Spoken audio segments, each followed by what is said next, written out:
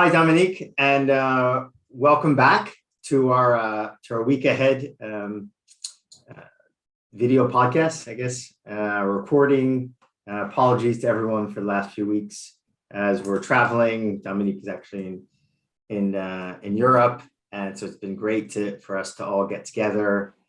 So let's kind of dive right in. I mean, again, a very volatile week, and I feel this was perceived to be a big potential data point.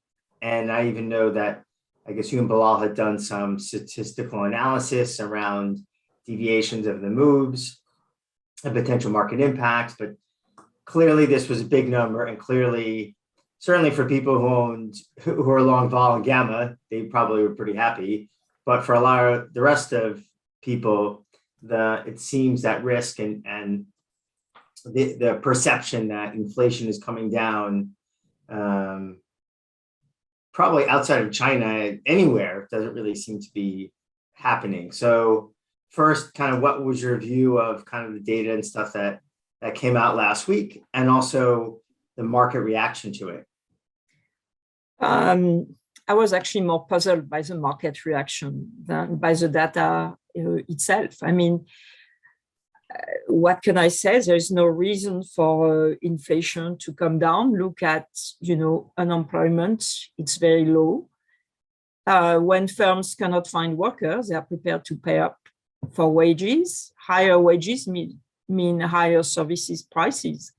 And in terms of goods, since I have the luck of being in London, I had a very leisurely breakfast this morning, reading the FT, and one of the columnists was talking about the difficulty of getting hold of, I think it's a Nintendo, or anyway, one of the PlayStations. There are none. There are not even, there are no chips. I mean, this is amazing. So what's been going on is that, since the pandemic, we changed the way we live. So we want more consumer durables, not just PS2, but hopefully, serious stuff like printers, computers, and we need the production capacity to get those. And those production capacities have to be built. It's going to take us a few years, because what we have is a really major structural change in consumption. It's going to take a few years for the supply side of the economy to adjust. And meanwhile, goods price inflation will remain high. Yes. So I'm reading that, Paul Krugman, who says, we are already at 3%. Look at the Dallas Fed measure of trimmed mean PCE. It's 3%. We're there. Who cares about 2%? There is nothing sacrosanct. And I'm stunned. It really is missing the trees for the forest. The bottom line is that we've had hyper stimulus, and we are not finished digesting this stimulus. And that's why we have high inflation. I mean, there's no secret, no magic. Unfortunately, no magic bullet to get rid of it. Yeah. You bring up a good point, which I had not thought about before we dive in even deeper, which is because we're kind of gone to this hybrid model, in many ways, people needed to buy, maybe even still need to buy computers, but they also need to buy other things for a potential working from home or hybrid kind of experience. Then you have some companies downsizing, so moving offices and stuff. They also have to kind of maybe even re-kit out other areas. And then you have the idea that people could work from home, and maybe they may not be wanting to work in factories or trucking or kind of more service type related, if they can have some kind of opportunity to do a kind of hybrid. So you put all that together, less goods being made and new sources for demand for goods. Because I know there was a perceived view kind of 12 to 18 months ago that we had this huge increase in demand for goods because most of us were at home, we had some extra money, and that would eventually move more towards services. But so far, it's just general higher demand. It's general higher demand, and the switch, I was expecting the switch back to services. It's not happening. And I think the reason is we've just changed the way we live. And you are spot on, when you talk about services. I suspect people now need a premium to go and work in things like retail or hospitality, because they are more aware of the health risks that do not exist if you do work from home or work in activities that are more socially distant. Yeah. Just to finish on that, so the key data, CPI, the consumer confidence on Friday, and any other stuff. Any points that maybe, or your views, any bit different than kind of the perceived kind of stuff that people are talking about, CNBC, Bloomberg, or the banks? So I do not spend too much time listening to CNBC or Bloomberg, but just one word about consumer confidence. So we have two indices, the Conference Board and the University of Michigan. And yesterday we had the University of Michigan. It was very low, but it reflects in part the way the index is constructed and the weight given to inflation expectations. So typically, consumer confidence is linked to consumption of durables. So there's actually a nice correlation there. The two have become completely uncorrelated because we have this structural increase in demand for durables. And because in the case of the University of Michigan index, there is a big weight given to inflation. So that low index reflects much more the pervasiveness of inflation than slow growth ahead. Yeah, which I think is, we talked about, that's why I want all our viewers want to hear it, is my view was, before seeing your analysis, was kind of what I think the market's view, which was, okay, we got high, we can break down the components and the longer term, the stickiness of the higher inflation, but we got a high inflation number. Okay, that's bad. And then all of a sudden we got hit up, an hour and a half later with, but on top of it, growth is bad and job prospects are bad, because look at consumer confidence. But the focus of at least that consumer confidence, the University of Michigan index, is much more driven by people's concerns of inflation than their underlying job prospects. So the market probably overreacted of the two worst scenarios coming together at the same time. And that's probably why risk now, it feels like the market doesn't need a big reason to, it's already in that mindset anyway. So if you hit the two core things at the same time. Well, it is for sure. But I do think that, the end to this inflation is a recession, but not yet. I think, we still have a few quarters of good growth ahead of us. So the curve flattening really puzzled me, because to me, the University of Michigan data showed how out of control and how pervasive inflation is. So to me, this was a case for a curve steepening. Basically, the Fed is so far behind the curve. So I was puzzled. So it's important to draw, I think, investors' attention towards, there's some people, a lot of, people focus on macro research on Twitter, or a few major competitors who make statements all the time saying, we're just about to enter a recession. And then somebody else from them says, what are you talking about? We've already been in a recession. And we're in this quad that's, 100% recession. That there's no way some competitors say, there's no way the Fed's even going to be able to raise rates. Now, how we're saying things are different, and what investors really need to hear is, we're not saying that, and you've been consistent, we're not saying that there may not be a recession, 12 months from now, But right now, growth is pretty strong, not even just in the US, you see the numbers in Europe. And that means that the Fed and probably eventually the ECB and other central banks will have to go more than the street and more than the markets are pricing in now, because the underlying economies are probably stronger than people think. And I think that's the important thing to take away. I was also surprised by the flattening, but I think that was more this idea that maybe, as we discussed, that the market misinterpreted the fact that, oh my God, the economy's in terrible shape, as opposed to, or the consumer's in terrible shape, but as opposed to really consumers just getting squeezed because their expenses are going up, not necessarily because their income or revenue is going down. And I think that's an important thing. And it's funny is that the one place where it didn't, I think, agreed with our view is actually gold, because gold would be, if the Fed was on top of it, if inflation's high and the Fed's like, we're going to do everything we can and we'll be on it, gold will get crushed, real rates. But if the idea is the Fed's not going quick enough and growth is actually strong, that's usually when some very heavy negative real rates, and gold should do well. Gold initially sold off a lot, but actually it strengthened throughout a lot of the day. So why gold strengthened, but why the curve flattened?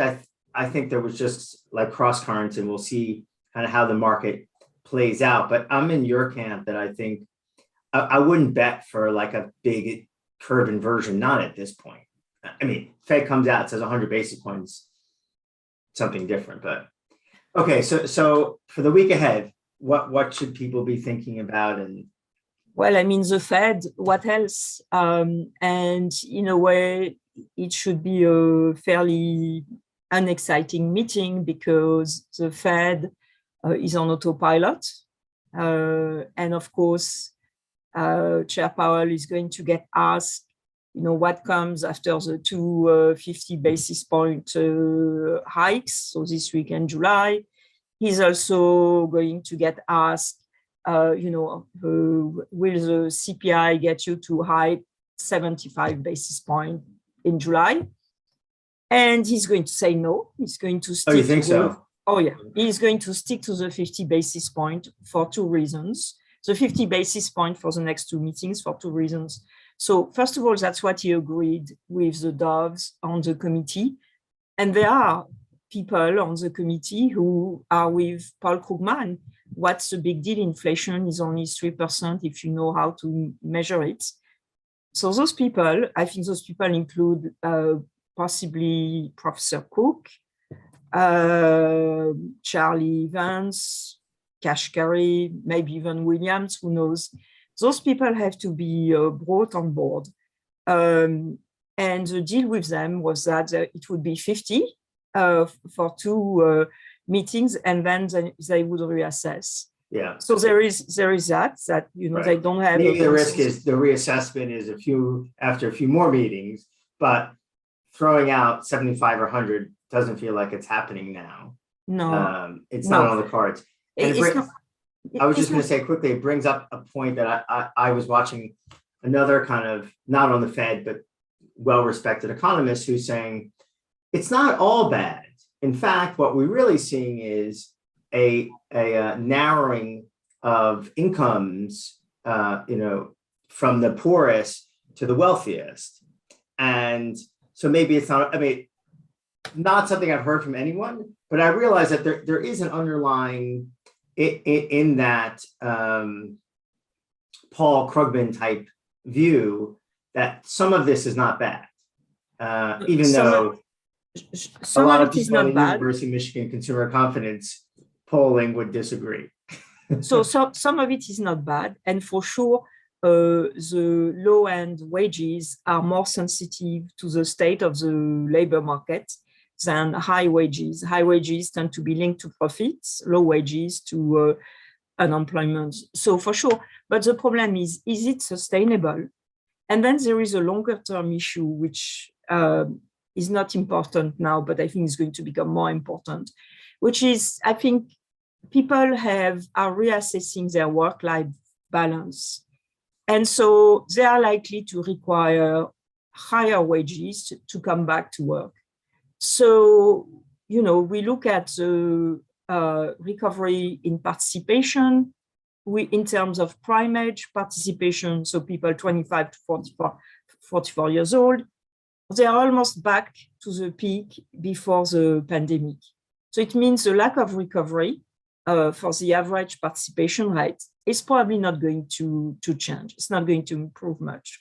So there is a bit of an issue there, which is we're going to need higher wages for more people to come back to work. But this is more of a medium-term issue. In the short term, for sure, the tight labor market is benefiting low-income workers. And by the way, I am convinced that this was Yellen's plan with the American Recovery Plan. When I saw the size of that stimulus, I thought this is not a relief for COVID. This is a stimulus. They want to run the economy hot, precisely because it raises basically the income of their voters. So fair enough. The problem is that it's probably not sustainable. Right. And I guess the other problem is energy and food are a fairly large amount of expenses for that part of the population. So they actually need higher wages as well, just to, be running in place and stuff. So, so you don't really expect too much fireworks. So, I suspect there is fireworks, but we never get to see them, or limited fireworks. I think the interesting part of the meeting is going to be the SCP, because Powell is going to do his best, and he's very good at it, to not answer any question about, what happens after June and July. But because he has to publish SCP, he's going to implicitly tell us, what they expect to happen. So he's going to do his usual spiel. This is not a forecast. This is blah, blah, blah, blah, blah. We've heard it 100 times. But the bottom line is they have to put a number under the end 2022 Fed funds. And my expectation is that they're just going to put the market. And the reason is that this Fed is a little rudderless, in the sense that their models have completely broken down. They keep repeating every opportunity they have. They keep repeating, oh, everything is fine. Inflation expectations are anchored. The thing is, longer term. They are. I mean, you use the University of Michigan, or you use the Fed own index of inflation expectations. It's up, but it's up to where things were in 2014, when core inflation was well below 2%. No, the problem is inflation expectations are anchored and inflation is soaring. So it means that their model, because the model prediction was that as long as inflation expectations were anchored, supply shock would self-correct. The model is broken down. So I'm not sure how they can, explain it, certainly not with their current models. And so they're probably grasping for, a sort of benchmark. At the same time, with inflation so high, it would be really difficult for them to put in the SCP something which is less than the market expects. The market is not expecting much, about 3%, 3.25%. So I'm expecting this is where the end 22 Fed funds is going to be. Maybe the end 23 a little higher, not much, and 24 at the same level as end 23. So that's what we are going to get. In terms of inflation projection, they have a choice. Clearly, the 4.1% they expect for core PCE is not going to happen. It's going to be higher. So they have a choice. They can either mark to market now, or they can wait until it becomes too obvious that it's not going to happen and they will mark it up in September. The prudent thing would be to raise a little bit the N22 core PCE or PCE forecast and not change 23 and 24 because this would really destroy their credibility. So the other thing that will be interesting will be to look at the dispersion in the forecast. If my view on hawks and doves fighting it out is correct, they are not going to tell us anything about it, but it will be apparent with a greater than usual dispersion in their forecast. So I look for that. Okay. So a bit boring as a meeting, basically. Yeah. So the most important data you're saying this week is retail sales, which is for the US particularly, that's always a big one. So yeah, so what are you expecting for that? And is that view a little bit different in any key components you're looking at? Is that a little bit different than what you believe the street's looking for? And are there any key components that people should be particularly focusing on? Sure. So the street is thinking 0.1%, and it seems to me very, very low. If you look at the more comprehensive PCE data that's published at the end of the month and has everything, goods, services, I mean, retail sales only have restaurants, and otherwise it's all goods. Consumption is booming. I mean, people are basically spending the government checks they got last year. They got so much money.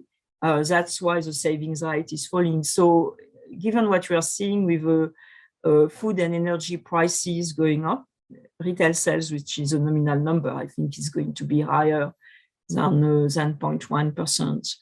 And that 0.1, that includes food and energy or doesn't? So it does include food. It does not include energy services, but it includes energy goods. So people buying gas. Yes, it does. Okay, fine. Okay, so that's a big one. And that talk about our view on the interest rate curve. That's stronger than expected.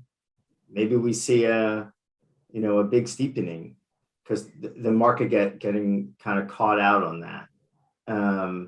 But I feel like most of the client discussions we've had over the last few weeks, people have been more focused on 2-year, maybe 5-year, but not on like 10 or 30s as much.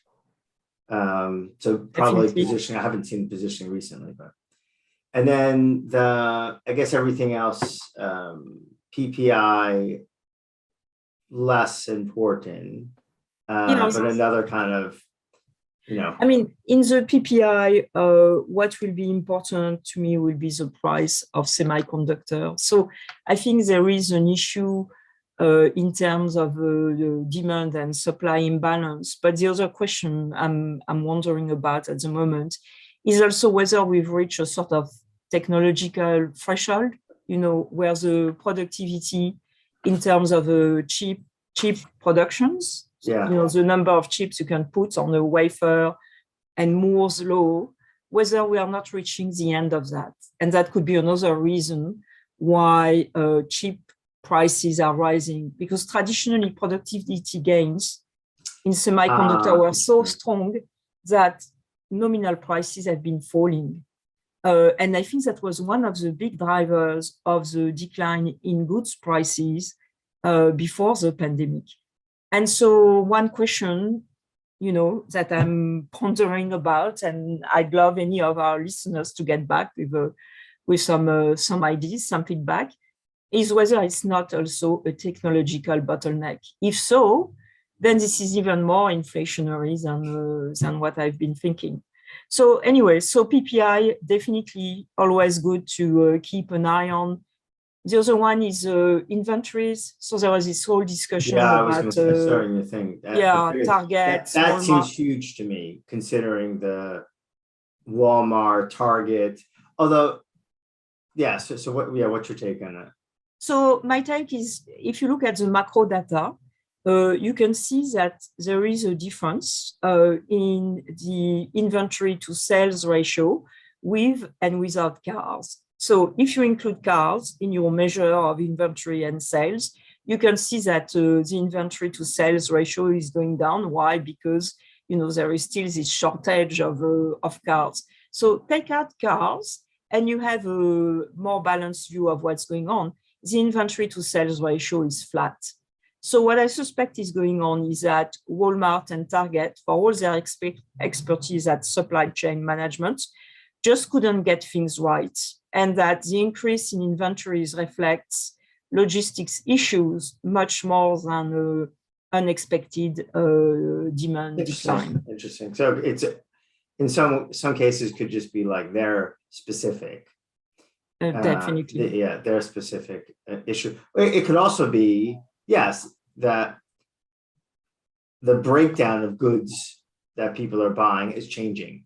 Oh, definitely. And their algorithms can show that there would be continuation of certain goods being bought, home gym equipment or something as an example, and it's more moving towards other things. That's sure. quite interesting.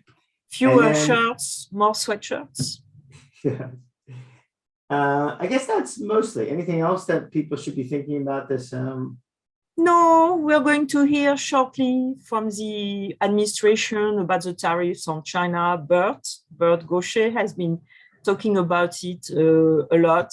He expects that the administration is trying to will do everything it can to lower costs to American families. So he sees some potential for relief on consumer goods, and makes total sense to me.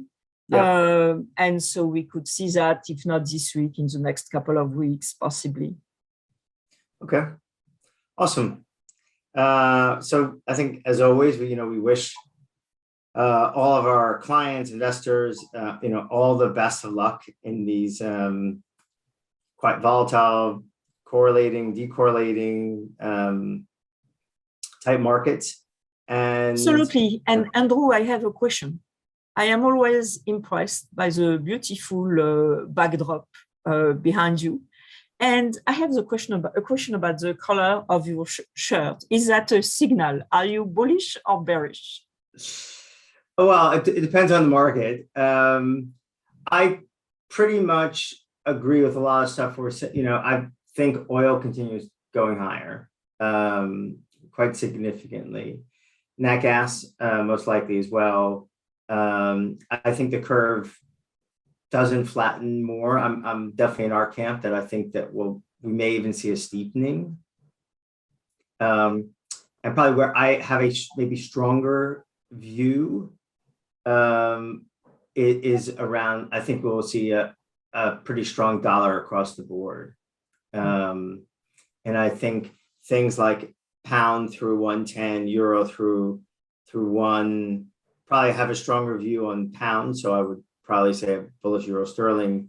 But I think that could be a focus. Dollar yen probably continues higher if you feel that yields are going higher, which I do, but I would probably express in other ways as well. And I think gold's a tricky one. I think it's worth watching. The problem is we've had kind of fake signals before in this, as we said, the difference between gold going higher and the curve flattening, I don't think is what you would normally see. So I think the question is this the beginning of actually a quite large move in gold, that the central banks have just been way too behind the curve, which I think a lot of us probably agree, but it's also been surprising that gold has not been particularly strong. Yeah, that would kind of sum up mine. Cool. Okay, cool. Good luck, everybody. Yes. And I know, as one of our clients was commenting about the different color shirts, I just tried a different color shirt. It looks good. Not a Tiger Woods, well. Last day at the Open or something. So it goes well with the backdrop. Thank you. Okay, cool. Good luck, everyone, this week. Thanks. Bye.